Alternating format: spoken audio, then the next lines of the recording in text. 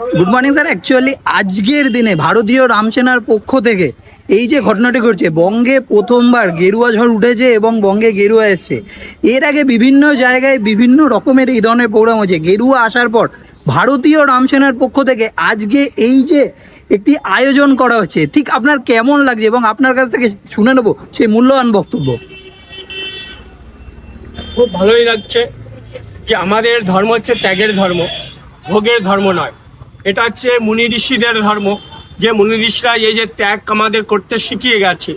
ত্যাগে শান্তি, ভোগে শান্তি নয়, এটাই আমাদের সনাতন পরম্পরা। এই পরম্পরায় আমরা চলে আসছি। তাই এই যে কার্যক্রম চলছে, এ আমাদের পরম্পরায় কার্যক্রম চলছে। আজকে এটা নতুন কিছু নয়।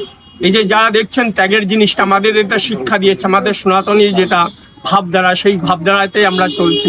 এটা খুব ভালো লাগছে। এটা নতুন কিছু নয়। এটা যে আজকে যে গেরুয়া যে ঝড়, এটা গেরুয়া ঝড় আজকে নতুন নয়। এই গেরুয়া ঝড় অনেক আগের থেকেই গেরুয়া ঝড় চলেছে, হয়তো বাংলাতে আমাদের আটকে রেখে দিয়েছিল। সেইটাই আজকে পরিপূর্ণভাবে মানুষ এগিয়ে আসছে, সাড়া দিয়েছে। মানুষ দেখেছে, বাংলার লোক দেখে, সহজে মানুষকে অবিশ্বাস করে না।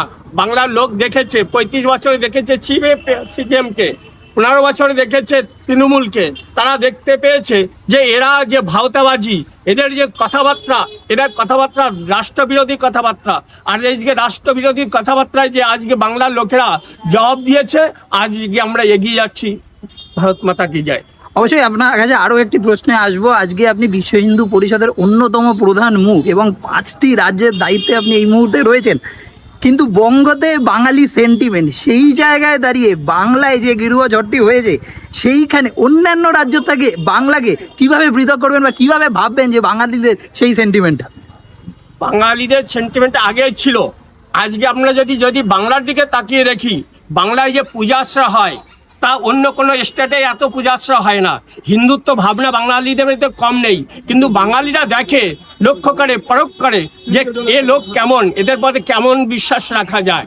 তাই বাংলার লোকেরা কিন্তু অত সহজে করে পরিবর্তন করে না। এরা চেক করে দেখে, এরা টেস্ট করে দেখে যে এ কেমন ধরনের, এই যে বলে আসছে এটা কি আজকে ঠিক বলেছে কি কাল ঠিক বলবে, এটা দেখে আসছে। আর যখন আজকে সিপিএমের অবস্থা কি আছে, সিপিএমকে আজকে মুছিয়ে দিয়েছে। আর আজকে তৃণমূলের অবস্থা এরকমই হয়ে যাবে। কংগ্রেস আজকে সরে গেছে। আজকে বাংলায় হিন্দুত্ব জাগরণ হয়েছে, এটা নতুন নয়। বাংলায় হিন্দুত্ব রয়েছে, পূজা পাঠ, কালী পূজা বলুন, দুর্গা পূজা বলুন, 12 মাসে 13 পার্বণ বলুন, হিন্দুত্বের এটা বাংলার ভিতরে রয়েছে। এটা অন্য কোনো স্টেটে এত থাকে না, পূজাশ্রা হয় না। অবশ্যই। আর বাংলায় আজকে এই যে গেরুয়া শিবির হলো, আগামী দিনের জন্য এই যে ঘটনাগুলি ঘটছে আরও কিভাবে উদ্বুদ্ধ করবে বাঙালি হিন্দুকে এবং কিভাবে বাঙালি হিন্দুরা আরও যে পুরনো সনাতন ধর্ম তাতে জেগে উঠবে? এটা যে আমাদের কালচার যেটা রয়েছে, আমাদের দিনের পরে দিন যেটা সুযোগ রয়েছে, সেই সুযোগে হয়ে যাবে। এটা তো চাপা পড়েছিল না, এটা তো এগিয়েই ছিল।